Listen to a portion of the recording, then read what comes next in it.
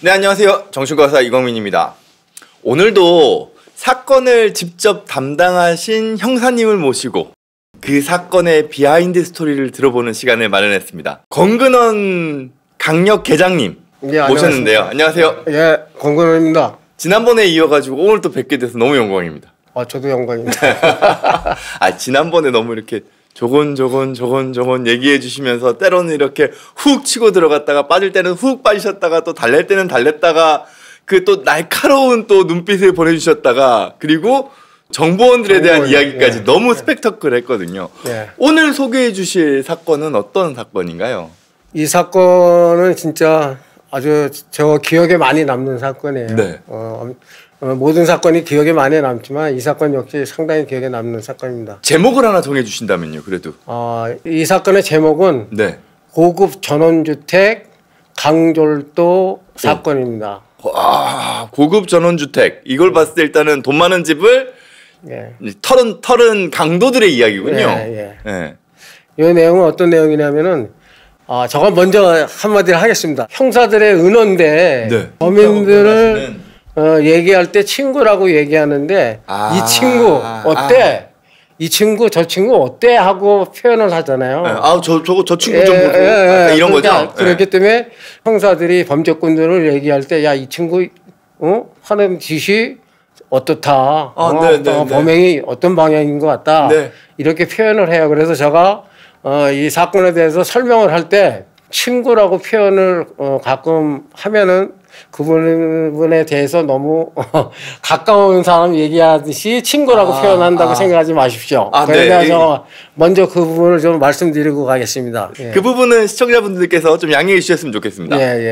시기가 대략 언제쯤인가요? 2011년도부터 2014년 3월까지요. 거의 4년이죠. 한 10몇 년 정도 된 거네요. 이전의 이야기네요. 2011년도부터 경남, 그 다음에 부산 일대, 경기도, 경기도까지요? 그 다음에 성남, 그 다음에 울산, 울주, 거의 저 아래 지방과 경기권 일대를 있는 고급 전원주택만을 털었어요. 그러면 꽤 전국구네요. 그러면 이 사건도. 그게 대단하죠. 그 피해 금액이 36곳의 전원주택에서 상당한 액수입니다. 12억 1천만 원이 나왔어요. 총 12억 1천만 원이요. 강도만 해서? 강절도를 해서. 이 12억 1천이라는 돈은 범죄꾼으로 생각하면 거액입니다. 거액. 근데 거기다가 36곳을 그것도 고급 전원주택을 털었는데도 안 걸렸다는 거는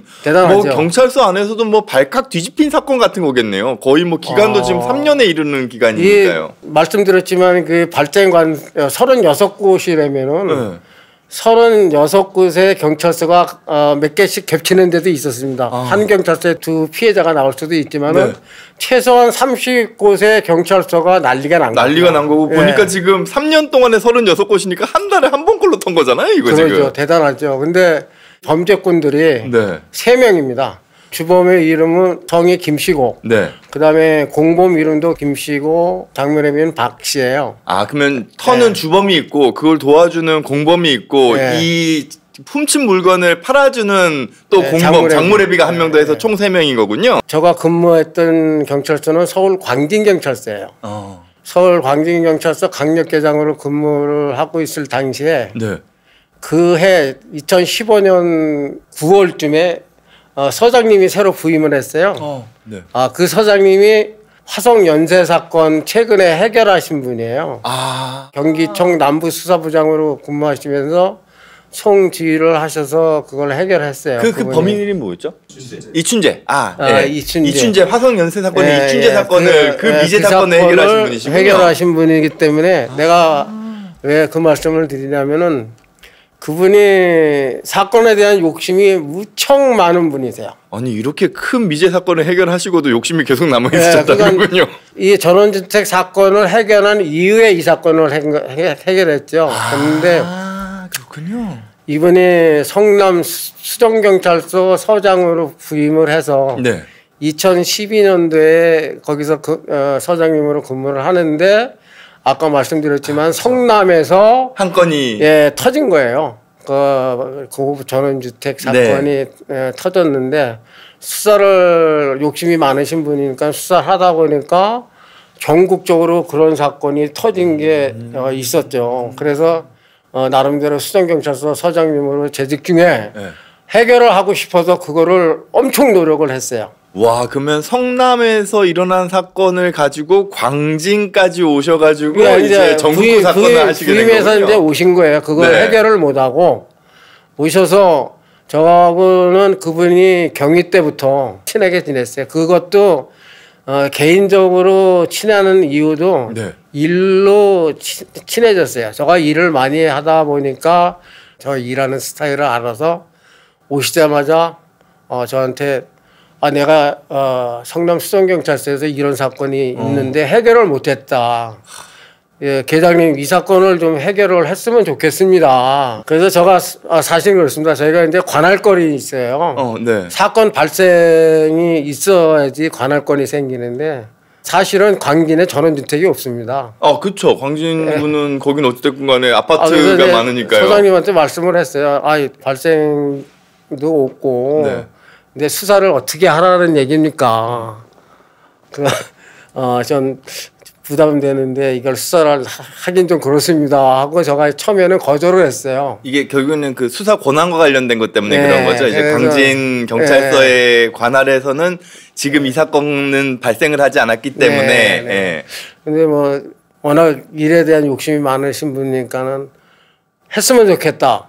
그럼에도 불구하고 했으면 좋겠으니까는 하자고 나하고 얘기를 하시더라고요. 그래서 그러면 합시다. 그러면 저한테 TF팀을 좀 만들어 주십시오.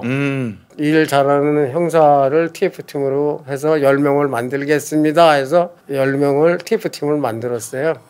그래서 수사가 시작이 됐습니다. 그래서 이 사건의 수사가 개시가 됐고 근데 아까 말씀드렸듯이 관할권이 없다 보니까는 저희는 이제 뭐 쉽게 얘기해서 통신수사라든가 여러 가지 수사에 대한 강제 수사를 할 수가 있지 않습니까? 그러면은 강제 수사를 하려면 기록이 있어야 되는데 아무 기록도 없어요. 기존 사건에 대한 기록이 각 관할 경찰서에는 있을 텐데 지금 계장님 손에는 없었던 거군요. 하나도 없죠. 저희 TF팀을 만들었지만 하나도 없어서 그래서 이제 직원들하고 매일 서장님하고 아침 회의를 했어요. 수사회를 하면서 일단은 그러면은 발생관서에 다 가라. 가서 모든 기록을 카피하고 복사를 해라. 그래가지고 일단 자료를 모으자. 그래서 일단은 기록을 봐야 파악을 하고 사건을 분석할 수 있으니까는 그렇게 일을 시작을 해서 시켰어요. 그래서 거의 한 열흘 동안은 출장을 가서 기록만 다 복사해 왔어요. 지금 그 관할 경찰서만 하느라도 한 30개 정도가 지금 되는 건 거 아니에요? 그럼 거기를 다 흩어지셔서 가셔가지고는 자료들을 다 가지고 오시는 것도 정말 보통 일은 아니었겠네요. 양도 그렇고요. 그래서 그렇게 해가지고 그 사건 기록을 다 못 왔습니다. 기록을 다 읽어봤어요. 다 정독을 하고 문제점이 뭔지 읽다 보니까 거기서 단서를 찾았어요. 어떤 단서를 찾았냐? 얘네들이 2013년 6월에 부산 기장경찰서, 그 다음에 2013년 9월에 성남 수정경찰서, 그 다음에 2014년 1월에 진주경찰서에서 전원주택 절도 사건이 터졌는데 거기에 항상 담배꽁초가 유류품이 나왔어요. 범행 현장에 담배꽁초가 항상 나왔다는 거군요. 그 세 군데에서. 근데 그 세 군데에서 나온 거를 관할경찰서에서 수사를 해서 DNA 분석을 해서 데이터베이스에서 용의자를 찾아내려고 보냈는데 데이터베이스에서 일치되는 게 전혀 안 나왔어요. 즉 다 각자의 다른 사람의 유전자고 그 중에 셋 중에 하나는 데이터베이스가 확보되어 있는 사람 중에 한 사람이었어요. 그랬더니 그거를 기장경찰서에서 그 데이터베이스에 나온 사람을 불러서 창권 조사를 받았죠. 그랬더니 네 담배꽁초가 기장경찰서 발생 현장에서 피해 현장에서 나왔다 하고 하니까 저는 거기 가본 적도 없습니다. 가지도 않은 사람이니까. 그럼 네 담배 꽁초가 어떻게 해서 거기서 나왔냐 하고 하니까 저는 경륜장애를 다닙니다 하고 얘기하더라고요. 경륜장은 어찌됐건 간에 담배 피우는 사람들이 엄청 많으니까요. 네, 그 안에. 그런데 이 세 곳에서 나온 담배가 다 경륜장에서 나온 담배예요.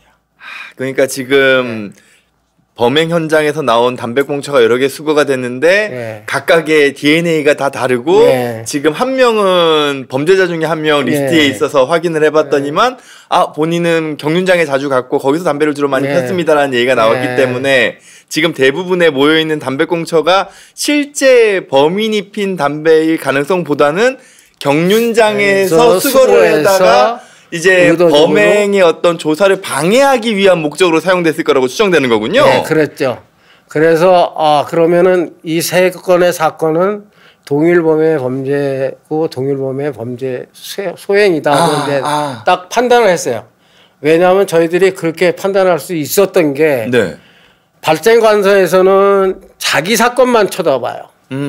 그렇지만은 저희는 36곳의 기록을 다 가지고 와서 그 기록을 전체적으로 분석을 하는 과정에서 동일 사건의 3건의 담배꽁초가 나오면은 의도적으로 범인이 뿌려놨다. 그러기 때문에 이 3곳의 사건은 정확하게 A라는 범죄자가 한 범인이다 하고 찾아낼 수 있었던 거예요. 즉 그러니까 그 누군가가 의도적으로 수사를 방해할 목적으로 담배꽁초를 활용했고 범행 수법이나 이런 것들의 유사성이 있으니 이 36곳의 범죄는 거의 동일 인물의 범행이겠다라고 추정을 할 수 있는 거군요. 그렇게 일단은 추정이 됐어요. 그러는 중에 기장경찰서에서 피해품이 피해 장소에서 수십 킬로 떨어진 야산에서 얘네들이 훔쳐간 물건 중에 기금속이 있었어요. 근데 이 기금속이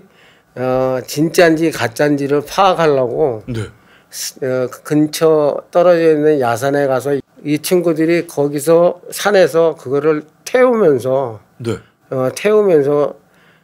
하루를 묵었는데 하루를 묵으면서 범인 중에 한 명이 담배를 진짜 피웠어요. 거기서는 뭐 경찰이 거기를 수사할 거라고는 생각을 못 할 테니까 그거는 그냥 굳이 가짜 담배꽁초를 놔둘 이유가 없었겠네요. 근데 그래서 그게 발견이 돼서 기장경찰서에서 그 범인의 담배꽁초를 유전자 분석을 했는데 범인 주범의 김 씨의 유전자가 나온 거예요. 그러면 이 범인 주범은 예전에도 범죄 경력이 있는 사람이란 얘기죠? 데이터베이스에 있다는 얘기는. 진주교도소 출신인데요. 원래 강전도 전과가 다 있어요. 3명 다. 근데 제가 궁금한 게 귀금속이 진짠지 아닌지를 구분하기 위해 가지고 이걸 태운다는 거를 잘 이해가 안 되거든요. 귀금속 같은 경우는 원래 금부치 같은 거 말씀하시는 금 같은 거는 이렇게 보통 씹어보기도 하고 그다음에 금인지 아닌지 14K인지 뭐 18K인지 분석하는 시약 같은 거 그런 것도 가지고 다니기도 하는데 이제 모조품종 같은 거라든가 여러 가지 또 다른 증거 자료를 지휘들은 태워 없애려고 했었어요. 태워 없애려고 해서 이제 그거를 태웠죠. 그랬는데 거기서 이제 그게 발견이 됐고 그리고 진짜 금은 아무래도 녹는점이 낮으니까 이렇게 태웠을 때 좀 녹는다거나 이런 걸로 진짜 금이다거나 뭐 철이라거나 이런 것들을 좀 구분할 수도 있는 거군요. 그러죠. 그래서 태웠는데 거기서 담배를 펴서 유전자가 나와서 부산 기장경찰서에서 주범 김 씨를 불렀어요. 불렀는데 거기 와서 이제 조서를 받으면서 김해 경륜장에 와서 내가 담배 피웠는데 저는 여기 난 범죄한 적 없다 하고 해서 부산 기장경찰서에서 참고인 조서 받고 그냥 풀려났어요. 그러니까 정확한 증거가 없으니까 그런 거군요. 그래서 풀려났고 그거로 인해서 얘는 용인경찰서, 성남경찰서, 그다음에 울산 울주경찰서 4곳에서 다 조서를 받은 거예요. 불러다가. 근데 전부 다 그냥 혐의 없이 다 나와버렸어요. 그런 상태가 되니까는 수사가 자포 상태가 된 거죠. 전부 다. 그래도 느낌상 왠지 계장님께서는 얘가 일단은 범인이겠다라는 촉은 오셨을 것 같은데요. 그래서 저는 범인이라고 단정을 지은 게 네. 담배 꽁초가 3곳에서 나왔잖아요. 네네네. 범행 현장에서. 경륜장에서 나온 네. 거. 그런데 경륜장에서 나온 거 중에 기장경찰서에서 네. PF이 거기도 담배 꽁초가 제3자께 나왔잖아요. 그쵸. 네. 네, 현장에서 그 훔친 물건을 진짜인지 네. 아닌지 확인하려고 했던 제3회 장소에서. 3회 장소에서는 진짜 범인이 나왔고. 네. 그러면은 결국은 얘는 이 장소에 기장에 들어간 거다. 그 다음에 성남 수정하고 진주경찰서에서도 담배가 나왔지 않습니까? 네. 제3대께. 그러니까는 범인은 얘다 하고 단정 짓고 이제 수사를 하면서 기록을 우리는 다 취합을 했으니까는 그 내용을 수사보고서와 영장을 청구하면서 얘가 범인이라는 거를 네. 그 수사 기록도 하나의 소설이에요. 그래서 얼마나 잘 깔끔하게 만드느냐. 얘가 진짜 범인이구나. 검사나 판사가 봤을 때 기록을 봤을 때. 그래서 저희가 내가 아까 말씀드렸듯이 TF팀을 만들어서 10명 아주 능력 있는 젊은 친구들을 뽑아서 일을 했어요. 그래서 네. 기록을 만드는 그 직원이 엄청 기록을 잘 만드는 직원이에요. 그래서 그 형사한테 기록을 만들으라고 했어요. 네. 그래서 아주 아주 깔끔하게 만들었어요. 그래가지고 체포영장을 신청을 한 거죠. 그래서 네네. 영장이 이제 발부가 됐죠. 그러면 쓴 조서가 충분히 판사가 보기에도 얘는 충분히 범인으로서의 가능성이 크겠다라고 설득력이 있는 거군요. 그런데 이제 일단은 그래서 영장 발부가 체포영장이 발부된 겁니다. 기장님, 그러면 그 훔친 물건을 이 범인들이 제3의 장소에서 불태우면서 이게 진짜인지 아닌지랑 증거물품을 태우려고 한 거를 발견을 하신 거잖아요. 네네. 근데 거기는 어떻게 찾으신 거예요? 그게 이제 피해 장소가 고급 전원주택 단지잖아요. 네. 이 전원주택 단지이기 때문에 주변에 풍경이 좋은 산들이 많아요. 대부분 야산에 풍경 좋은 산이 많다 보니까 일단은 범행 현장에 들어오려면은 어디로 들어왔냐, 뭐 도로로 들어왔다든가 산으로 타고 들어왔다든가 그런 거에 대해서 수사를 해야 되기 때문에 경찰에서 수사를 하면서 주변 탐문 수사를 해요. 어떻게 침범했고 또 어떻게 도주했겠다. 그거를 알기 위해서 왜냐하면 당연히 그걸 해야죠. 도주하는 방향과 들어오는 그 침입 방향을 파악을 해야 타고 온 차량이라든가 타고 온 교통수단이 뭔지를 파악할 수 있기 때문에 하게 되죠. 그래서 2010년도니까 CCTV도 많을 때고 뭐 범인들이 대놓고 막 대로변으로 왔다 갔다 하지는 않았을 가능성이 크긴 하겠네요. 얘네들은 했어요. 정말요? 얘네들은 이제 침입 경로, 도주 경로에 대해서 제가 이제 설명을 드리겠는데 관할 경찰서에서 도주 경로를 탐문 수사를 하는 과정에 그 산에서 불태운 흔적이 있는데 PF이 잔해가 남아 있는 걸 발견한 거예요. 그러니까 훔친 물건이라고 추정되는 물건들이 이렇게 좀 타다 남은 것들이 타다 남은 잔해가 있었어요. 이거는 그냥 범상치 않구나 여기 장소가. 그래서 이제 그 발견을 하고 그 주변에 그 유류품들을 수거하는 과정에 주범 김 씨의 담배꽁초를 나타난 거고요. 이게 유독 다른 장소에서는 없었지만 이 기장에서만 그 유류품들을 태운 장소를 발견할 수 있으셨던 거군요. 그렇죠. 큰 수사를 한 거죠. 그렇네요. 대단한 걸 한 겁니다. 그래서 일단은 범인을 특정 지어준 거는 부산 기장경찰서에서 아주 잘한 겁니다. 근데 거기서 진척을 하지 못하고 중단이 된 사항이 자꾸 뭐 이것저것 빠져나가니까요. 이 피의자가. 난 김해 경륜장에 가서 담배 피고 내가 담배 피고 했는데 거기서 내가 버린 거밖에 없다. 나는 여기 범행 장소에 들어온 적 없다. 그러니까 증거가 없기 때문에. 김해 경륜장이라는 거 알고 있다는 것만 하더라도 일단 범인 같은데. 본인들이 경륜장에서 다 수거해서 그러니까요. 진주, 성남 기장에다 버렸으니까. 그러니까요. 본인이 알겠죠. 본인은 다 알고 있지 않습니까? 그러니까는 그러고 딱 진술을 해가지고 풀려난 거예요. 그런 상태가 됐고 그래서 얘네들이 이제 범죄를 대상을 물색하는 방법과 네. 그다음에 침입 방법과 도주 방법에 대해서 제가 말씀을 드려야 되는데 네. 이 친구들이 범죄 현장에 들어가는 방법은 어떤 방법을 하냐. 네. 이 세 명이 진주교도소에 1998년도에 주범 김 씨가 그때 강절도로 들어가서 살면서 그다음에 공범 김 씨하고 장면합이 박 씨하고 다 진주교도소에서 같이 만난 교도소 동기생이에요. 아, 거기서 의기투합이 된 거군요. 네, 교도소 동기생인데 주범 김 씨가 처음에 2011년도에 네. 혼자 했어요. 원래 처음에 하다가 다른 사건으로 들어가 가지고 2012년도 초에 다시 나왔어요. 주범이 나와서 그때 공범 김 씨가 장무래비 박 씨를 데리고 교도소 앞에 마중에 온 거예요. 아, 또 마중을 왔어요? 네, 마중에 와서 고급 전원주택을 내가 이렇게 1년 동안 털었었는데 안 잡히고 야, 뭐 한 건에 막 3천만 원 귀금속도 한 5천, 6천씩 나온다. 괜찮다. 같이 하자.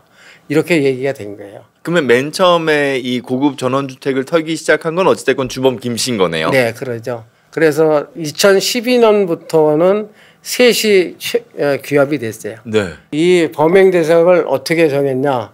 장무래비 박 씨가 부산에 사는데 네. 철학관을 말로는 운영을 해요. 아이쿠야, 돈 많으신 분들이 왠지 철학관 많이 가실 것 같긴 하네요. 철학관을 운영을 했었는데 범행 대상을 인터넷상으로 고급 전원주택 단지를 키워드로 검색을 해요. 네. 그러면 전국에 있는 고급 전원주택 단지가 나오지 나오겠죠. 않습니까? 그러면은 거기에 가까운 나들목이 어딘지, 네. 그다음에 전원주택까지 들어가는 동선이나 경로가 네. 어떻게 되는지, 그다음에 그 전원주택 같은 고급 전원주택은 단지의 구성이라든가 이런 게 실감 도면이 있지 않습니까? 네. 그다음에 각 건물 단독 주택마다 내부 구조도 이렇게 나와 있고, 그래서 그거를 범행 대상의 자료로 활용을 한 거예요. 아, 하기사 유명한 전원주택 같은 경우에는 건축이나 이런 것들을 일정 부분 홍보하기 위한 목적으로 그렇죠, 무슨 잡지나 있죠. 인터넷에 자료들이 있으니까 그걸 활용한 거군요. 네, 그걸 활용한 거예요. 그래서 이제 범행 대상을 물색을 해서 정했고, 네. 그다음에 그 장무래비 박 씨는 부산에 그 당시에 살고 있었는데, 네. 이 친구가 이제 그 BMW 대포차, 그다음에 그 벤틀리 같은 그 고급 승용차를 그거 대포차를 2대를 가지고서 네. 범행에 픽업을 해요. 걔는 찍어만 주고 자기는 픽업만 하는 거예요. 그다음에 작물 처분만 해요. 아, 이게 대부분 고급 전원주택이기 때문에 허름한 차를 타고 들어갔다가는 바로 이상하다는 게 들킬 수 있으니. 근데 절대 근방에는 안 갑니다. 근방에 안 가고 어떻게 범행 그 전원주택에 침입을 하냐면요. 범행 대상이 되는 전원주택에서 거의 한 10여 킬로 떨어진 지점에까지만 픽업을 해서 떨어뜨려줘요.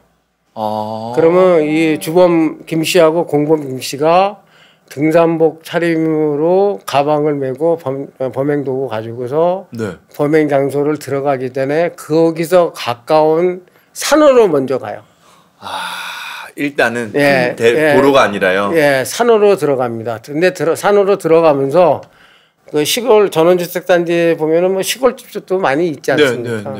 그런데 보면 이제 빨래 같은 거 널어놓잖아요. 그 빨래 널어놓으면 거기서 웃돌이 같은 거, 티셔츠나 잠바 같은 거를 훔쳐서 갈아입는 거군요. 환복을 해요. 그래서 그 옷으로 갈아입고 산으로 들어갑니다. 산으로 들어가서 많은 경우를 가지고 범행 대상 집을 하루 동안 계속 지켜봐요. 사람이 나가는 거 들어가는 거 그거를 계속 지켜보면서 하루를 산에서 지켜보고 있어요. 그럼 범행을 할 시점을 이제 탐색을 하는 거군요. 그래가지고 하루를 산에서 지켜보고 있다가 피해자들이 다 출타를 하는 걸 확인하고 그때 들어가는 거예요. 그 다음에 걔네들이 들어갈 때는 모자를 털모자를 쓰든지 아니면 네. 스타킹으로 얼굴에 쓰든지. 당연히 뭐 CCTV가 있을 테니까요. 네. 그다음에 장화를 신고 장갑을 다 낍니다. 아, 지문이나 그러니까는 지문도 하나도 남지도 않고 족족은 남아봐야 그냥 족족으로 끝나고 나중에 다 신발을 갈아 신을 테니까요. 그다음에 스타킹으로 얼굴 다 가렸기 때문에 그냥 들어가요. 그러면서 CCTV가 대부분 고급 전원주택이니까 다 설치돼 있어요. 그거에 개의치 않아요. 그냥 들어가요. 그냥 들어가서 CCTV도 본체에 다 뜯어버려요. 아, CCTV 본체까지 다 뜯어요? 예. 그래서 CCTV 본체를 뜯어가지고 가지고 나와서 다른 지역에 가서 버리든지 파손해 버려요. 네. 그러니까는 CCTV도 무용지물이 돼 버리는 거죠. 이야. 그 다음에 이제 도둑질을 해본 다음에 오른쪽 산을 통해서 들어왔으면은 왼쪽 산으로 가요. 아, 다른 루트로요? 예. 왼쪽 산으로 가면서 또 자기네 가방에 다른 옷을 또 한복을 해요. 또 뭐 다른 주택이나 뭐 이런 데 또 옷을 훔치기도 하고 준비된 옷으로 갈아입기도 하고 하면서 계속 옷을 바꾸는군요. 한복을 해서 또 산에 가가지고 바로 안 나가요. 또 하루를 산에서 또 노숙을 해요. 야, 철두철미하네요. 예, 그런 노숙을 하고 걸어서 수십 킬로를 이동을 해요. 용인이면은 성남까지 가요. 걸어서. 우와. 그래가지고 거기서 장무라비가 또 데리러 오면은 그 차를 타고 또 이렇게 유유히 사라지는 거예요? 사라지는 거예요. 그러니까는 관할 경찰서에서 수사를 나름대로 한다고 열심히 했는데도 범행 현장에 설치된 CCTV는 남아있는 다 가져갔고 다 가져가지는 또 않았어요. 아, 그래요? 또? 예, 자료가 있어요. 네. 그러면 그것만 있지 도주로도 못 찾고 그 다음에 침입로도 못 찾고 동선을 전혀 찾지를 못한 거예요. 거기다가 뭐 담배꽁초까지 뭐 경륜장에서 가져다 놓은 다른 사람들 꽁초를 다 뿌려놓고 갔으니 뭐 더 헷갈리게끔 만든 거네요. 그래서 경찰서 그 많은 경찰서에서 그렇게 사건이 터지면서도 검거를 하지 못한 거예요. 그러면서 이 친구들은 그걸 충분히 이용을 한 거죠. 그렇게 하니까는 안 잡히거든요. 그러면서 이제 범죄를 계속 하다가 2013년도에 공범 김 씨가 독단적으로 지가 밀양경찰서 관할에서 전원주택을 털고 나오다가 도주 중에 잡혀요? 또 혼자서 하다가 괜히 욕심부리다가요? 이야. 혼자 하다 잡혀가지고 걔는 포항교도소에 2년 6개월을 받고서 수감 중이었어요. 아, 하기사 이거는 단독 범행이니까 기존의 범행하고 연결점을 찾을 수는 없긴 했겠네요. 사실은 주범하고 했어요. 주범 김 씨하고 했는데 자기 혼자 했다고 이제 시인을 한 거죠. 아, 본인만 잡혀서요? 본인만 잡혔으니까는 공범 김 씨는 2013년도에 거기 교도소에서 포항교도소에 수감되어 있었어요. 2012년도에 용인경찰서 관할에서는 딱 들어갔는데 피해자를 만났어요. 만나서 거기서는 이제 강도짓을 해요. 칼 들여대고 낫으로 위협하고 그 다음에 노끈으로 묶어가지고 포박해놓고 그 골프채로 폭행하고 해가지고 거기서는 금고 열게끔 해가지고 2억 5천 정도를 강치를 했어요. 이건 완전 강도짓을 한 거네요. 거기서는. 그러니까 도둑질 하다가 피해자 만나면은 강도로 돌변하는 거예요. 네. 일단은 없을 거라고 추정하고 들어가기는 하지만 뭐 놓치는 부분이 생길 수 있으니까요. 네. 그래서 강도짓을 해가지고 나오기도 했어요. 그런데 이 친구들이 이제 그렇게 많은 돈을 저기를 했는데 주범 김 씨하고 공범 김 씨가 장무래비한테 모든 물건을 주다 보니까는 나름대로 자기네들 상대는 한 5천만 원 가치가 된다고 생각하는데 자기네들한테 몇백만 원씩 안 주거든요. 이 세 명 사이에 이제 약간의 그 갈등들이 생기기 시작한 거군요. 그 부분을 수사하면서 저희가 알게 됐어요. 어떻게 알게 됐냐면은 주범 김 씨, 공범 김 씨가 홍콩으로 출국한 기록이 있더라고요. 근데 하루 만에 돌아왔어요. 그래서 홍콩을 나가서 하루 만에 돌아왔다고 생각해서 저희 추측은 이제 아 얘네들이 귀금속을 처분하러 갔었구나. 아 평소에 이제 장무라비한테 하다가 얘를 이제 좀 믿지 못하겠으니까 우리가 자체적으로 좀 해봐야겠다. 예, 그런 걸 다 인지하고 있었죠. 이제 수사하면서. 그래서 이제 체포영장이 다 나온 상태에서 이제는 잡아도 될 것 같다 하고 이제 판단을 내려서 주범 김 씨가 그때 어디 있었냐면 김해에 있었어요. 네, 네. 통신영장을 받았습니다. 그때 이제 인적사항이 있으니까 통신영장을 받아서 김해로 내려가서 한 5일 동안 이제 잠복 수사를 했죠. 잠복 수사하면서 있다 보니까 저녁에 이제 되니까 안에 불 켜지는 게 보이지 않습니까? 불이 켜져 있더라고요. 그래서 이제 들어가서 보니까 이제 주범 김 씨가 있어서 검거를 딱 했어요. 네. 검거를 딱 하니까는 주범 김 씨가 광진경찰서에서 나왔다. 네. 그랬더니 웃더라고요. 왜냐면 지역이 다르잖아요. 그러죠. 근데 아니 내가 광진경찰서에서 왜 왔냐고. 나 광진경찰서 관할에 가본 적도 없고 어디 있는지도 모른다. 그래서 저가 그랬어요. 내가 여기 광진경찰서에 근무하기 전에 성남 수정경찰서에서 근무했어. 실제는 아니신데 네, 근무한 적 없어요. 저는. 서장님의 그거를 내가 지금 알고 있으니까 그걸로 이제 들이미신 거군요. 예. 그랬더니 이제 얼굴빛이 달라지겠죠. 눈빛이 좀 다르더라고요. 그러더니 나 여기 저 기장경찰서 용인, 성남, 울산 다 갔다 왔다고. 왜 또 나 잡으러 왔냐고. 아, 그렇죠. 뭐, 이전에 그 담배 공수 때문에 쭉 갔다 왔었으니까 이 피의자가. 갔다 왔으니까는. 그래서 나 혐의 없어서 다 풀려나는데 왜 나 잡으러 왔느냐고 그러고 얘기하더라고요. 그래서 나는 체포영장 받아서 왔으니까는 걱정하지 마. 이때까지는 참고인이었는데 지금은 딱 피의자로 체포영장이 나와 있으니까요. 걱정하지 말고 가자. 그래가지고 이제 차에 태웠어요. 걱정하지 말고 가자. 차에 태워가지고 오면서 직원들한테 또 제가 얘기했죠. 아무 말 시키지 말아라. 거의 한 4시간 정도 올라왔죠. 김해에서 올라오니까. 와, 그럼 범인은 막 속에서 막 불안불안하겠네요. 이게 뭐가 잡혀있는지. 저희도 마찬가지죠. 저희도 이제 야 이거를 어떻게 잡아뜨려야 되나. 아, 예, 뭔가 이렇게 그 자비를 받아야 되니까요. 면역성이 생겨가지고 5군데 경찰서 다 갔다 왔는데 이걸 어떻게 잡아뜨려야 되는지 고민에 서로 머리 싸움을 한 거죠. 걔도 머리 싸움 한 거고 저여도 우리 직원들도 다 얘를 어떻게 잡아뜨려야 될 것인가 고민을 상당히 많이 했습니다.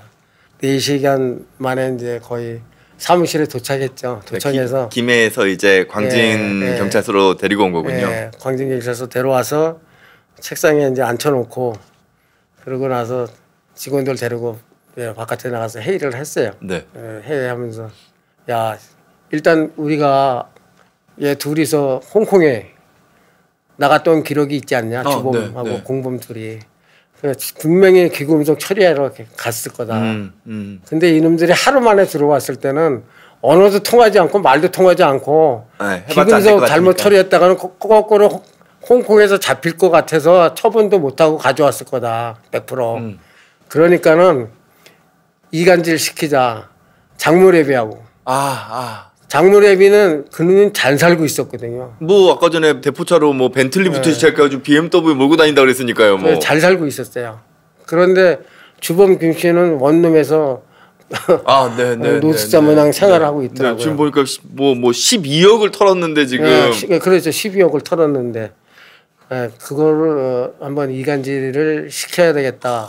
알았습니다. 그럼 야 팀장 네가 좀 먼저 얘기를 해봐라. 네. 그래서 이제 팀장이 데리고서 얘기를 했어요. 뭐라고 얘기를 했냐. 그때는 장무래비 박 씨를 안 잡았습니다. 네. 잡지 않고 장무래비 박 씨라는 거를 얘기를 했어요. 먼저. 너 장무래비가 누구고 너 데려다준 놈이 니네들 데려다주는 놈이 누구 박 씨 아냐. 우리 이미 알고 있다. 알고 있으니까는 그러니까 이제 다 오픈이 된 거죠. 그놈 생각 얘 뭐 다 알고 있네 박 씨까지. 나름대로 이제 머리를 굴렸겠죠. 근데 박 씨는 지금 잘 살아. 걔는 외제차 끌고 다니고 고급스럽게 살고 집도 자기 아파트 가지고 있고 잘 살고 있어. 근데 너는 원룸에서 너는 지금 뭐 하냐 임마. 너 임마 홍콩 가서 기금속 그 작물 팔러 갔다 못 팔고 갔잖아요, 이 자식아. 네네네. 그것까지 우린 다 알고 있다. 예, 다 알고 있어. 넌 병신이야. 너가 이런다고 해서 너 안 갈 것 같아? 넌 100% 가. 너 혼자 다 뒤집어 쓰고 가려면 가라. 네. 바보다 너는. 그 대신에 뭐 장무라비는 뭐 감옥도 안 가고 그냥 잘 살 거다 걔는. 너 장무라비 불지도 않고 너 혼자 가. 그럼 네 알아서 해라. 그랬더니 한참 고민하더라고. 그랬더니 사실대로 얘기하겠습니다 하더라고.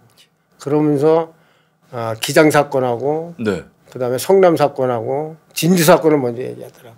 서장님도 퇴근 안 하고 지키고 있었고. 네네네. 저도 뭐 당연히 옆에 있으면서 다 지켜보고 있었으니까. 예, 저가 또 바깥에 나와서 그냥 함성을 지르고 박수를 쳤습니다. 그렇죠. 딱 자백이 딱 나오는 순간 잡았다. 예, 그래서 자백을 받았어요. 그래서 거기서 8군데를 지가 얘기하더라고요. 강도짓 한 거하고 용인 거하고 해서 8군데를 시인을 했어요. 네. 그거를 제가 동영상으로 찍었습니다. 이제 앉혀놓고 조소받으면서 네가 8군데 시인한 거에 대해서 동영상을 찍었어요. 조소받으면서. 네, 그러면서 포항교도소에 있는 애한테 얘기해. 공범 김모식이한테. 네. 나 잡혀가지고 다 자백하고 시인했어. 그냥 친구야. 그런지 알아라. 네네. 너 혼자 그리고 괜히 여기 부산에 있는 장모래기 박 씨도 다 파악해서 오늘 잡으러 간대. 네. 하고 동영상을 찍어가지고 제가 포항을 갔어요. 교도소 가서 이렇게 그 공범한테 딱 보여주는 거군요. 예, 그래서 포항을 가서 수사 접견을 했습니다. 근데 그 당시 걔는 밀양경찰서에서 2년 6개월을 받고 한 달 있으면 출소해요. 아유. 가니까는 깜짝 놀라죠. 네. 더군다나 걔도 마찬가지로 광진서에서 왔다니까는 호승 치죠. 광진에 가본 적이 없는데 왜 왔냐고 하더라고요. 그래서 왜 왔는지 몰라서 그래. 그랬더니 내가 광진에 가본 적도 없는데 뭐 광진서에서 날 뭐하러 접견왔습니까? 네. 그러더라고요. 그래서 너 전원주택 강도 사건으로 왔어. 그랬더니 그때서는 좀 달라지더라고요. 표정이. 주범 김뭐뭐 알지? 그랬더니 나 교도소 동기니까 압니다. 그래? 그거 다 끝이냐? 그거밖에 없어요. 그러더라고요. 그래서 그래? 자, 그러면 내가 동영상 보여줄게. 좀 봐라. 그래서 동영상 끼내가지고 앞에다 딱 보여줬어요. 그랬더니 그때는 이제 자빠지더라고요. 딱 보여주니까는 이제 놀라가지고 말을 못 하더라고요. 한 달만 있으면 나가는데 이것 때문에 지금. 그때면 그러면서 이제 그때부터 버벅대면서 얘기해서 홍콩 나갔던 걸 또 내가 얘기했어. 네. 얘네들 둘이 홍콩 둘이 갔다 왔잖아, 임마. 그 가가지고 작물 처분하려다가 기금서 하나도 처분을 못하고 그냥 니들 돌아왔잖아. 작물회비는 거기서도 똑같이 얘기했죠. 작물회비는 잘 살아. 네.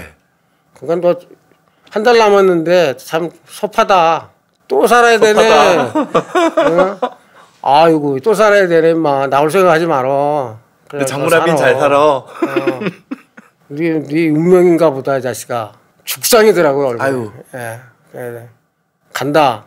잘 생각해라. 니들 이제 재판 과정에 만날 거 아니야. 그쵸, 만나면은 알아서 해 니들끼리. 니들끼리 대가리 피 터지게 싸우든지. 그러니까 정확하게 불어. 약간 이런 거죠. 근데 여기 동영상 자료 있잖아. 네 주범이 다 불었어. 그러니까 나는 간다. 그러고 이제 나왔어요. 그래서 나와서 바로 부산으로 갔어요. 장무라비. 네. 장무라비도 휴대폰 통신수사로 걸어놔서 부산에 있는 게 파악이 됐거든요. 기존에 다른 직원들을 부산에 먼저 보내놓고 나하고 직원 셋이서 다시 부산으로 갔죠. 철학관이 일단 있으니까요. 예. 서울에서는 이제 조소받고 있고 부산을 가가지고 거기서 이제 잠복을 거기서도 한 3일 살았어요. 걔가 집에 들어오는 게 잘 파악이 안 돼서 그 아파트다 보니까 아파트가 약간 부산은 지대가 높은 데가 많아요.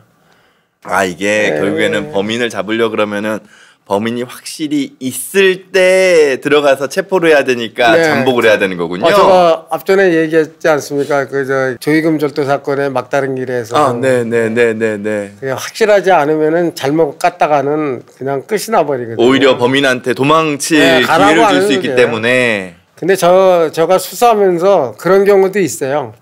그렇게 꽉 날 때가 있습니다. 이제 우리가 이제 꽉 났다고 표현하는데 네. 그러면은 그 다음에는 더 집에 못 들어오게 하려고 더 우악 쪽에 가서 우악을 어떻게 주냐면 너 집에 들어오지 마. 그 가족들한테 집에 들어오면은 잡히니까는 전달하세요. 네, 얘기해 주세요. 네. 밖에서 그냥 계속 고생하게. 집에 들어올 생각 하지 마. 네. 언제 집에 들어오면 잡히니까는 아예 집에 못 들어오게 하려고. 그래야 바깥에서 센 고생할 거예요. 네. 그리고 어찌됐건 잡을 수는 있으실 테니까요. 그거는 이제 우리의 능력이 통신이든 뭐 이런 걸 잡을 수는 있을 텐데 그 대신에 너 고생 좀 해봐라 약간. 네. 그래가지고 전원주택 사건에 장무라비도 부산에서 검거를 딱 했습니다. 검거를 해가지고 거기는 이제 장무라비는 압수수색까지 했어요. 집에 들어가. 작물이 있을 테니까요. 네, 작물이 있으니까는요. 그랬더니 뭐 통장에 돈이 어마어마하더라고요. 걔는 또 아주 통장에 차곡차곡 모아내서 범죄 수익금을 그래도 다행히 그렇네요. 회수할 수 있네요. 예. 그래서 압수해서 네. 범죄 수익금으로 추징해버렸어요. 그것도 한 억대 되는데.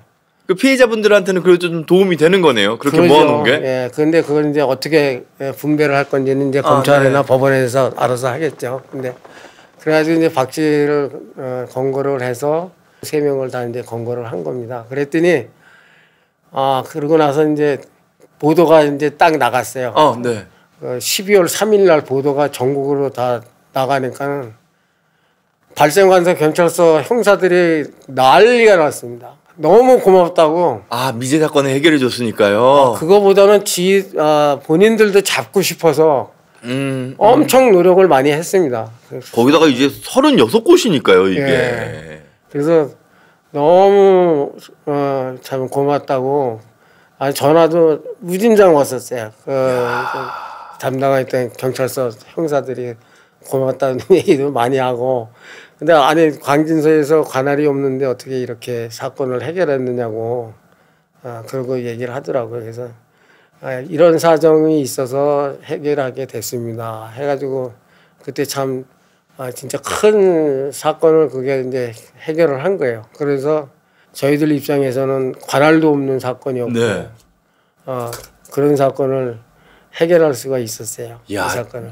지난번에 그 현금 수송차 절도 사건 때는 카센터 직원이었나요? 그 네. 범인이랑 심리전을 벌이시면서 이제 자백을 받아내셨다면 요번에는 주범한테 장무라비가 잘 살고 있다는 걸 살짝 이렇게 사이드로 네. 치셔가지고 그 심리전에서 딱 자백을 끌어내시는 거군요. 근데 본인은 얼마나 고민을 많이 했겠어요. 그 얘기를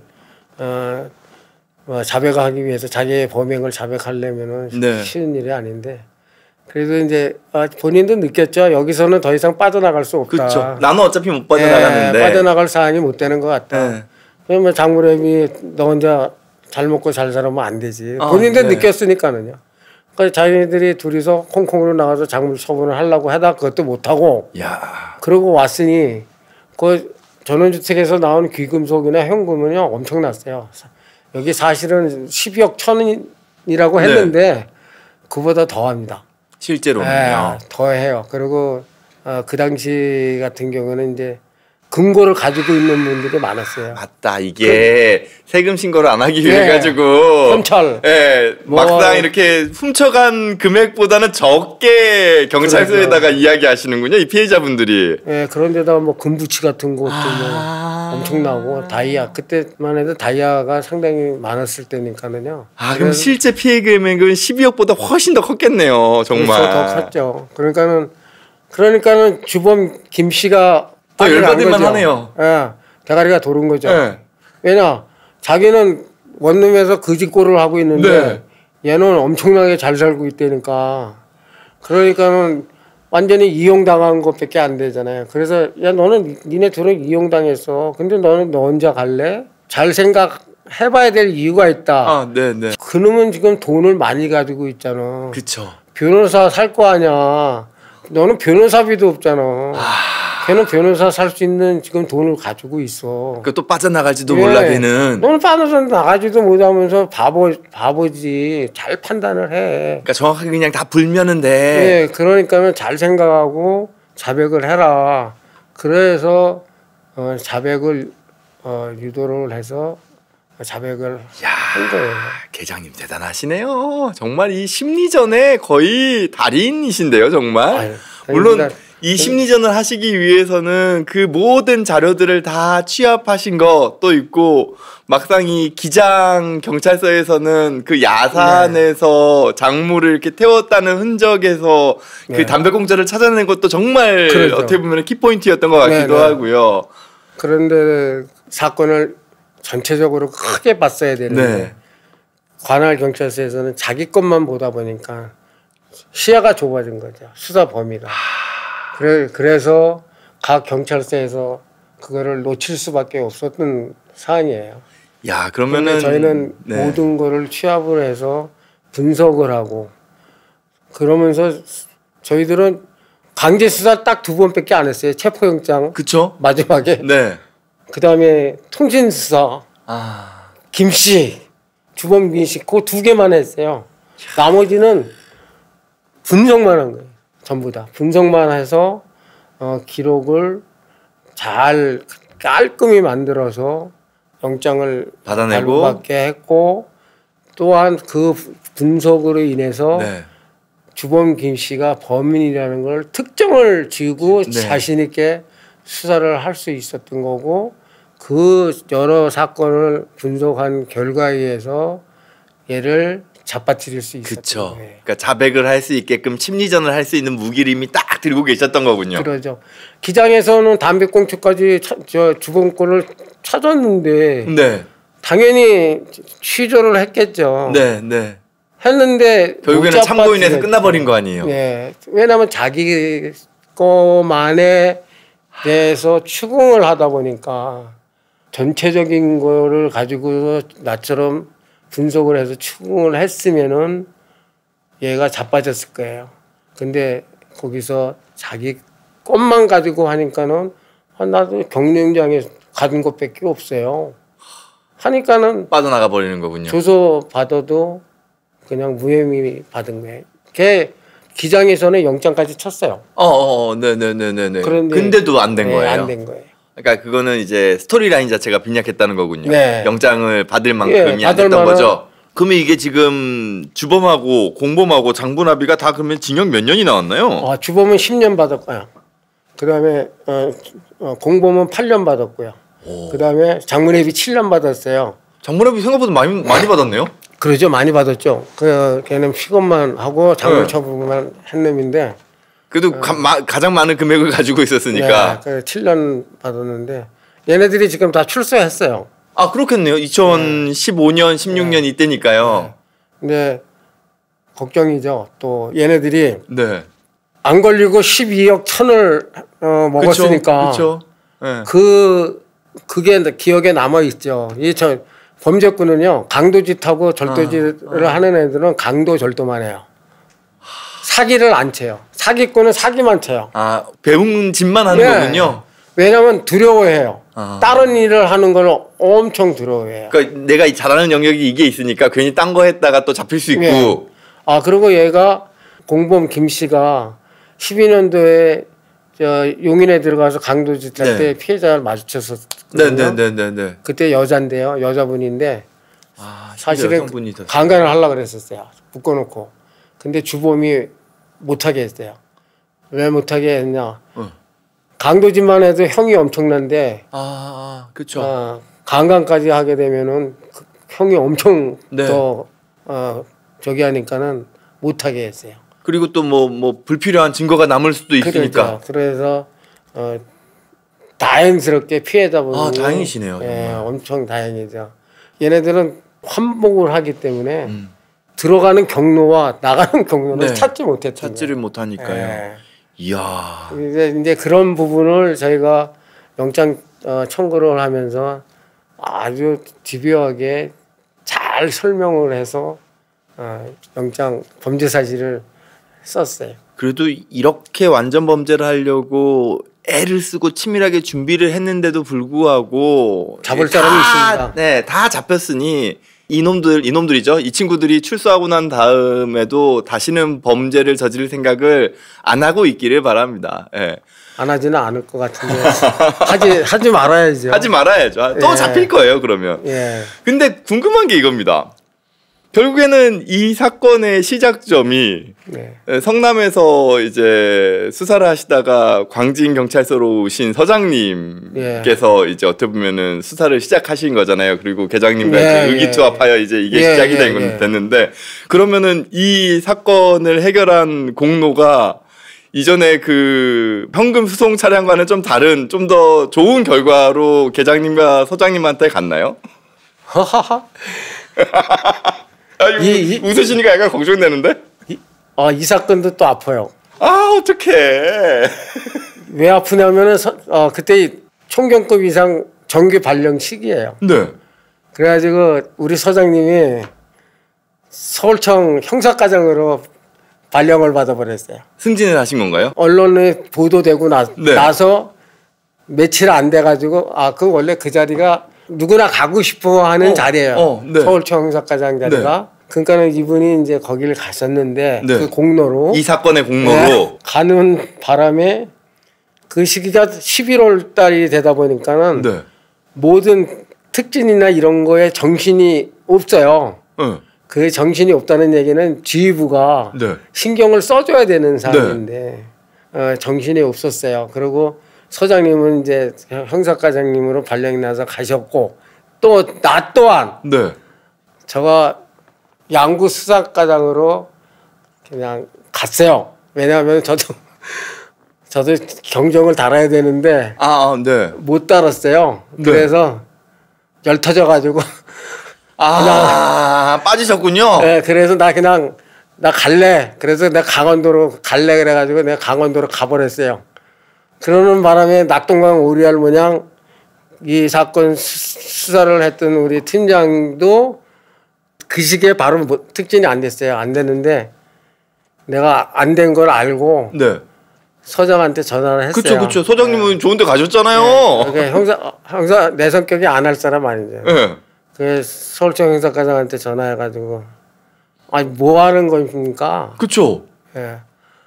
사건 관할도 없어서 저기 하는 거를 이렇게 TF팀 만들어서 엄청난 사건을 해결했는데 진급을 시켜주셔야지 그게 맞는 거 아닙니까? 네, 그렇죠. 그러니까 진급시켜 주십시오. 그리고 내가 전화했어요. 그랬더니 알았다고. 그러면서 공적 다 해가지고 올리라고 얘기하라고 그러더라고요. 그러면 이미 그때 당시에 계장님께서는 그 양구의 수사과장으로 가셨고 그러면은 누구를 진급시키신 건가요? 그 수사 바로 밑에 했던 팀장 경위. 열심히 그 조서 써가지고는 체포영장을 만들어냈던. 그래서 그 친구를 그래서 경감 특진을 했어요. 그러면 계장님은 양보해 주신 거네요? 그러죠. 그래서 그때 그 친구를 특진시켜줘서 요번에 또 경정 달았습니다. 그 친구가. 나이가 아직 젊은데 경정을 달았어요. 그러면 그분은 마음만으로 계장님한테 뭔가 이렇게 되게 감사한 마음을 품고 있겠네요. 당연하죠. 계장님하고 이야기할 때마다 진짜 한 편의 영화와 드라마를 보는 것 같다는 생각을 하면서 수사 보따리가 또 있으시겠죠. 다음번엔 또 그 보따리를 한번 또 풀어주셔야죠, 계장님. 알았습니다. 다음번에 또 좋은 이야기로 또 함께하도록 하겠습니다. 감사합니다. 네, 안녕하세요. 정신과 의사 이광민입니다. 지난번에는 전원주택 사건에 대해서 이야기를 나눴었는데요. 오늘도 실제 사건을 담당하셨던 권근원 형사님을 모시고 다른 또 사건의 비하인드 스토리를 한번 들어보도록 하겠습니다. 형사님 안녕하세요. 안녕하십니까. 권근원입니다. 지난번 그 고급 전원주택 그 절도 사건도 정말 흥미진진하게 들었는데 오늘은 또 어떤 사건을 가지고 오셨을지 너무 궁금합니다. 오늘도 또 본의 아니게 다 담배꽁초입니다. 아, 지난번 것도 수사의 핵심이 담배꽁초였죠? 예, 예. 아, 이번에도 담배꽁초가 나오는군요. 네. 오늘의 사건 제목을 하나 지어주신다면 어떤 게 있을까요? 장백산입니다. 장백산이요? 중국 담배 중에 장백산이라는 게 있어요. 아, 중국 담배의 장백산이라는 이 담배가 이번 사건에 또 무슨 또 키를 쥐고 있는 거군요. 아, 이 범인이 범행 현장에 장백산 담배를 꼭 피우고 반으로 잘라서 버리고 가요. 범행을 2006년도 7월부터 네.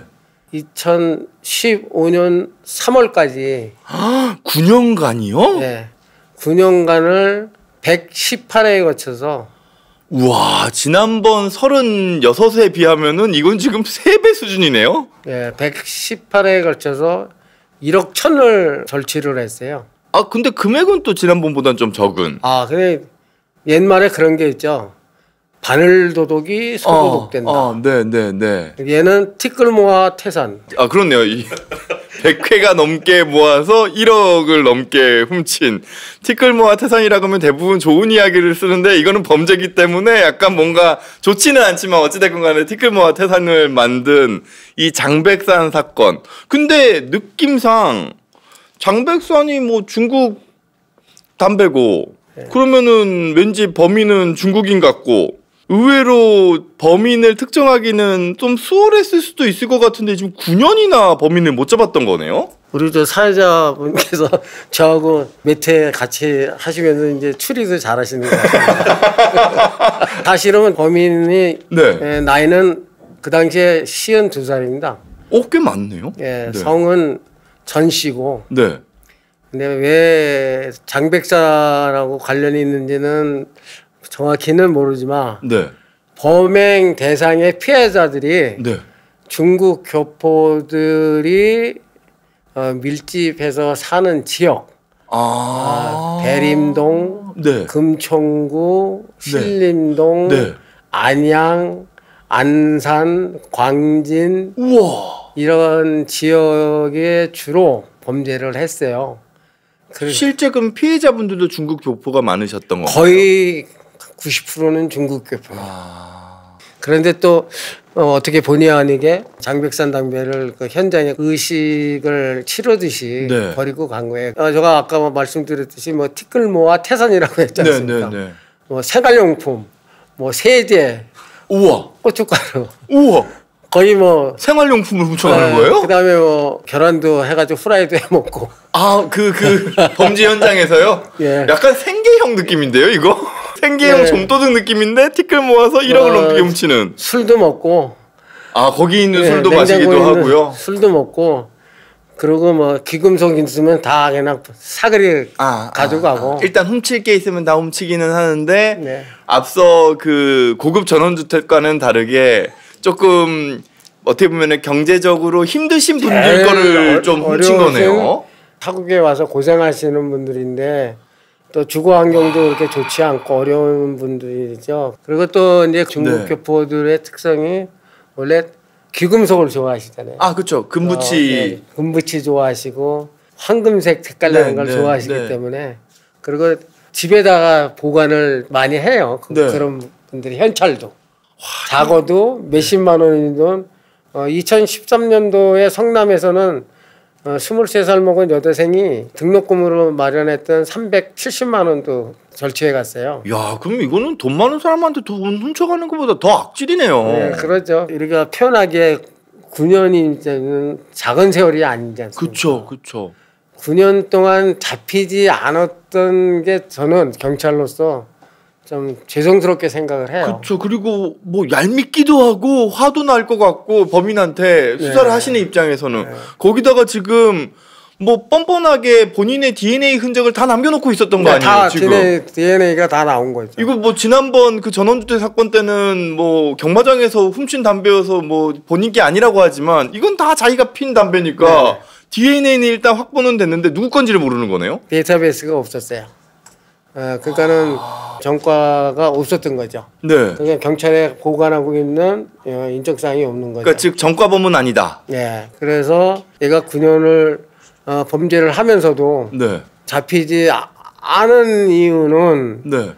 일단은 소액이 많고 그러다 보니까는 발생 관서의 담당 직원들이 네. 수사를 간과를 했죠. 좀 대수롭지 않게 그냥 가벼운 어떻게 보면 존도둑 같은 느낌이다 보니까 수사를 집중하지 않은 측면도 있었는데 이게 쌓이다 보니까 지금 횟수가 100회가 넘고 금액도 1억이 넘어버린 거군요. 네, 그렇게 상황이 돼서 참 반성스러운 부분이에요. 작은 것도 절도는 절도입니다. 그렇죠. 그러면 수사를 해결해야 되는 마음을 가지고 했어야지 맞는 것 같은데. 그렇죠. 수사하시는 분 입장에서는 근데 지금 제가 지금 연도를 보니까 2006년도부터 시작이 돼서 2015년도까지 수사를 한 걸로 봐서 계장님께서 잡았다는 시기가 2015년. 15년도 잡았죠. 네, 그렇다면 이때 당시에 계장님께서 계셨던 곳은 당연히 광진경찰서일 것 같은데요? 네, 맞습니다. 그래서 강력 4팀에서 이 사건을 해결했는데 네. 광진관할에서 2013년도에 발생이 있었어요. 그러니까 관할에서 범행이 있긴 했군요. 네, 발생이 있었는데 미수에 그쳤어요. 그때도 장백산 담배가 나왔어요.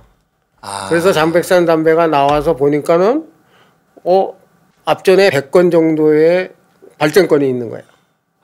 또 이것도 계장님께서 절대로 놓지 못하시죠. 네, 그래서 야 이거 잡아라.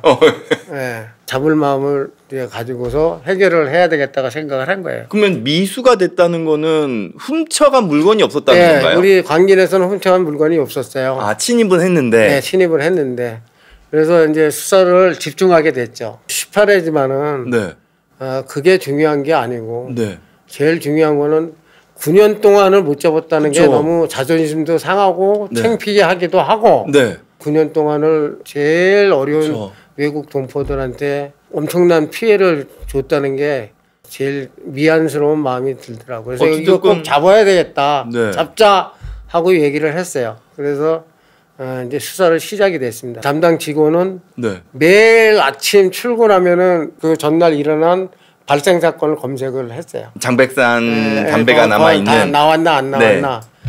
그러면서 수사를 진행을 했는데 2015년 1월쯤에 신림동 쪽에서 현금 65만 원하고 담배 12보루가 도난당하는 사건에 장백산 담배 꽁초가 또 나왔어요. 그 범행 현장으로 갔죠. 제일 중요한 게 이제 어떻게 들어왔는지 어떻게 나갔는지 범인의 인상착의는 어떤지 전혀 모르니까는요. 아무것도 모르는. 그 어떠한 정보도 없는 거군요. DNA 빼고는. 가서 그 주변 탐문을 하면서 제일 처음에 이제 보는 게 형사들이 보는 게 CCTV. 그 만인이 다 아는 CCTV. 또한 만인이 다 아는 차량에 설치된 블랙박스. 블랙박스까지. 블랙박스 같은 경우나 CCTV 같은 경우는 설치되는 주거지의 외부에 있으니까. 그렇죠. 가서 협조를 받아서 보기도 해요. 안 해주는 분도 있어요. 그렇지만 이제 협조를 받아서 보고 블랙박스는 차주한테 연락을 해가지고 개인 사생활에 가는 거기 때문에 진짜 어렵거든요. 블랙박스 보자고 하면은 협조 안 해주시는 사항이 많아요. 그건 개인 사생활이 거의 밀집된 경우라 보기가 쉽질 않아요. 아니 근데 자기네들 동네에서 생긴 사건이면 내가 피해자가 될 수도 있는데 조금 해주시면 좋을 텐데 그게 참 전혀. 근데 그걸 나쁘다고 생각 안 합니다. 중요한 거기 때문에. 그렇죠. 뭐 거기서 엉뚱한 게 또 나올 수도 있고. 많잖아요. 아니 그래도 경찰분들께서 다 그거 감춰 주실 텐데 그거는. 그런데 본인은 또 그러지 않죠. 그래서 그거를 파악을 하다 보니까는 범인이 블랙박스에 잡힌 게 나왔어요. 나왔어요? 네. 골목길 앞에 세우는 차량의 블랙박스에 얘가 담배 12보루를 검정색 비늘에 들고 뒤뚱뒤뚱 대면서 그냥 이렇게 팔자걸음을 걸으면서 나오는 게 잡혔어요. 야, 9년 동안 안 잡혔던 그 범인의 실체가 드디어 이제 잡힌 거군요.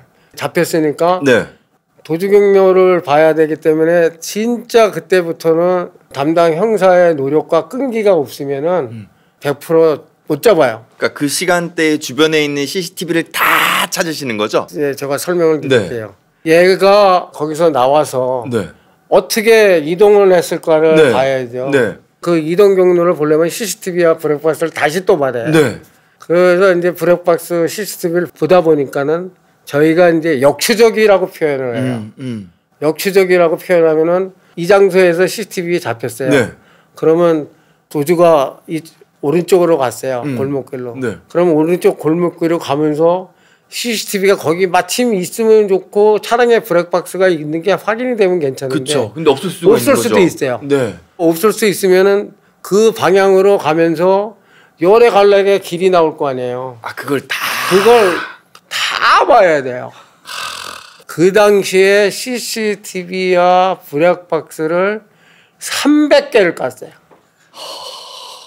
8배속, 6배속을 해도 눈 튀어나와요. 와.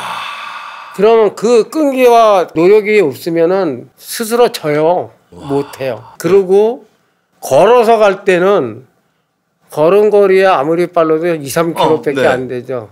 얘는 오토바이 125cc를 타고 도주를 했어요. 근데 오토바이 같으면 휙 지나가요. 그 휙 지나가는 오토바이가 얘라고 단정 지을 수도 없죠. 그러죠. 그러면은 어마어마한 노력이 필요한 거예요. 그래서 제가 독산동에서 해서 신림동까지 따라간 거예요. CCTV 가지고. 계속 역추적을 해가지고. 도주 경로가 지금 확인이 되고는 있는 거군요. 그 다음에 신림동에서 어디로 갔냐면 마천동을 갔어요. 그러면 몇 킬로나 되겠어요? 50km 정도 가야 되죠. 거의. 그럼 그걸 다 찾고 계신 그걸 거예요? CCTV를 따라서 가야 되는데 대로변으로 오토바이가 갈 거 아닙니까? 그러면 그걸 놓치면 끝나는 거예요. 그 많은 차들 사이에서 그 오토바이의 행방을 끝까지 추적을 해야 되는 거군요. 그 노력이 대단한 거예요. 그래서 마천동 또 갔어요. 거기까지 따라갔어요. 최종 종착지에 문정동 공원에 온 곳까지 찾은 거예요. 어마어마한 노력을 해서 범인이 종착지를 찾은 거죠. 근데 골치 아픈 게 집이 아니고 또 공원이네요. 종착지가. 공원에서 이제 세워놓고 오토바이를 세워놓고서 주거지로 들어가서 블랙박스 보면서 확인을 하는 거군요. 주거지를 찾으려고 했는데 주거지를 못 찾았어요. 거기서는. 그래서 검거를 하기 위해서 오토바이에 있는 데서 잠복을 했죠. 그 잠복하고 다음날 돼서 나오는 거를 거기서 이제 검거를 한 거예요. 하신 거군요.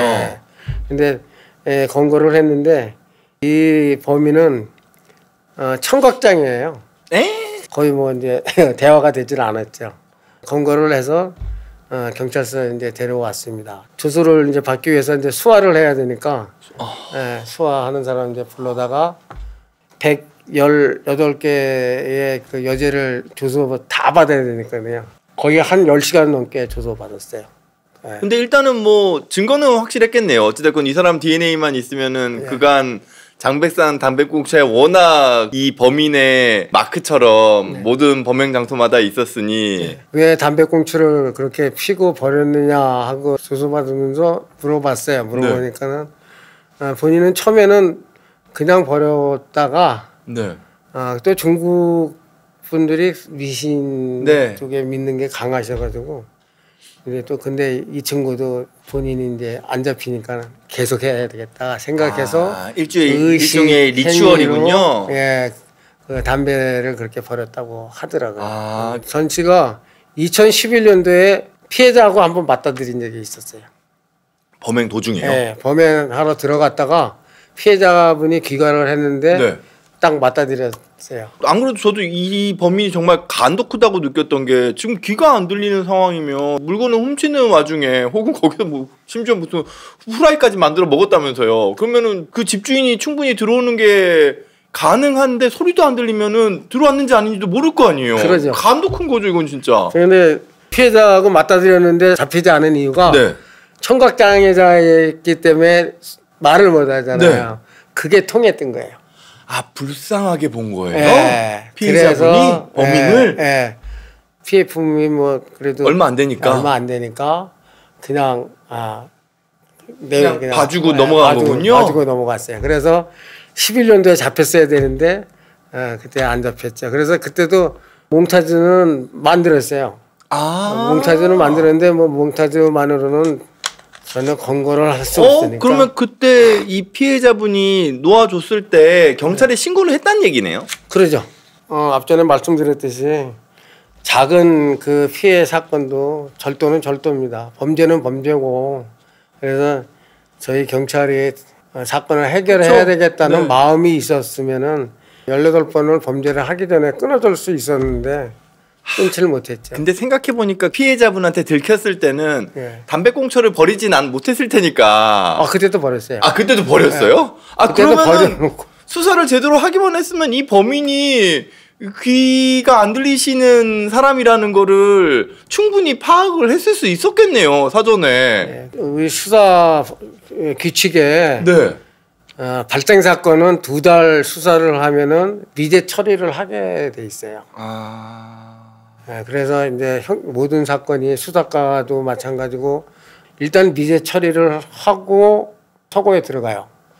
그러니까 미제 처리하면은 이 기록은 그냥 묻혀져 있는 거죠. 다시 뒤처지지 않는 거군요. 그러니까 100번이 넘는 범행을 했음에도 불구하고 이게 다 미제 처리가 된 상태로 다 어딘가에 흩어져 있으면 이게 통합되지 않는 한 제대로 된 범인을 검거할 수 있는 그 주요 핵심 증거들을 이렇게 정리가 안 되는 거군요. 그러죠. 그래서 경찰서에서 자기 발생만 보면은 그 사건에서 해결이 안 되면 그냥 미제 처리하고 끝나잖아요. 그렇지만은 저희 경찰서에서는 이 사건이 미수에 그쳤지만은 그 당시에 이 부분을 수사를 재개를 할 수 있었던 거는 유전자가 과거에 100여 건의 발전권이 있네. 이거 뭐 정리해야 되겠다. 마음 먹고 수사에 임했기 때문에 됐던 거지. 우리도 역시 미제 처리하지 뭐 이랬으면은 얘는 계속 대도가 됐죠.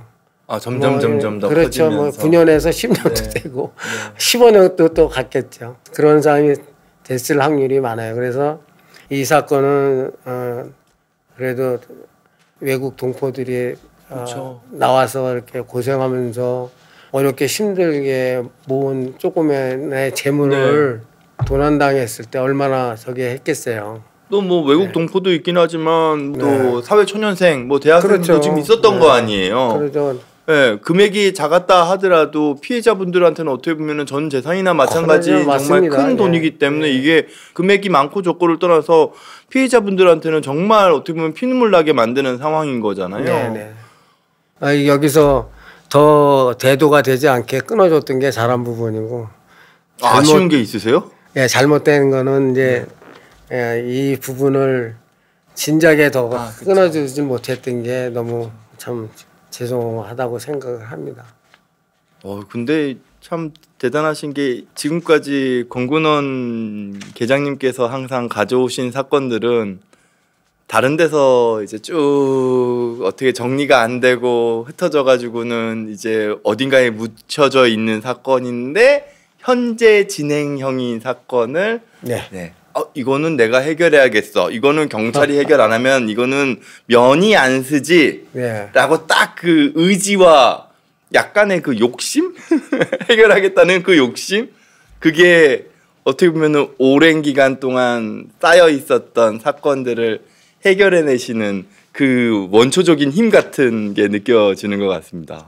저 스스로 그냥 형사에 미쳤어요. 좀 직업에 너무 자부심을 갖고 살았기 때문에 한 번도 경제적으로 뭐 풍족하고 잘 살고 뭐 이런 거에 대해서 부러워해 본 적이 없어요. 그냥 내 일에 미쳐서 살아서 34년 동안 공직생활하면서 한 번도 후회해 본 적이 없습니다. 안학내는 나한테 뭐라고 하죠.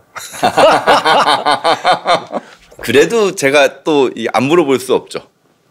그래도 약 9년간에 걸친 범행, 100회가 넘는 범행, 예. 비록 뭐 사소한 금액이 쭉 모인 거긴 하지만 총 금액이 그래도 1억이 넘는 피해가 발생한 금액에 범인을 이 미제 사건의 범인을 잡아냈는데 예.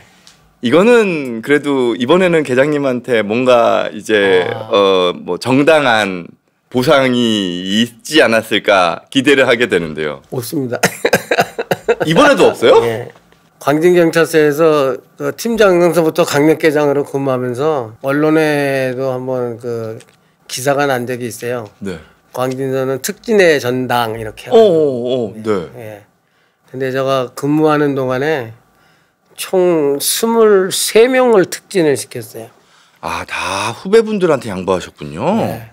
계장님의 이야기를 들으면 우리나라의 범죄 수사가 많은 그 형사님들의 노고로 네. 결코 숨겨지는 범죄는 없다, 묻혀지는 범죄는 없다라는 거를 더 확인하게 되는 것 같습니다. 살인 사건은 분명히 가해자가 있기 때문에 네. 더욱더 미제가 이제는 되기가 쉽지 않아요. 왜 쉽지 않으냐면 지금은 대한민국이 세계에서 거의 한 10위 안에 들어갈 정도로 CCTV가 어마어마하게 방범 시설이 잘 돼 있어요. 지금은 시골에도 방범 CCTV가 많이 설치돼 있어요. 그렇기 때문에 범죄가 강력 사건이 해결이 안 되는 일이 거의 없을 거예요. 네. 제가 이 말씀을 왜 드리냐면은 범죄를 저지르려고 생각하는 분들이 있다면은 접으시라고 말씀드리고 싶어서. 꿈도 꾸지 마라. 우리나라에서는. 꿈도 꾸지 말아라. 네. 대한민국의 형사들이 그렇게 만만치는 않을 것이다. 네.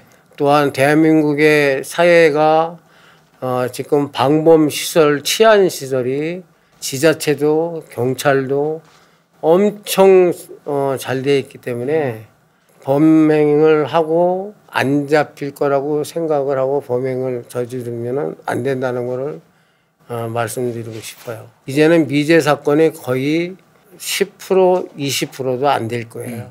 거의 다 잡혀요. 그래서 저희 이 방송을 통해서 네.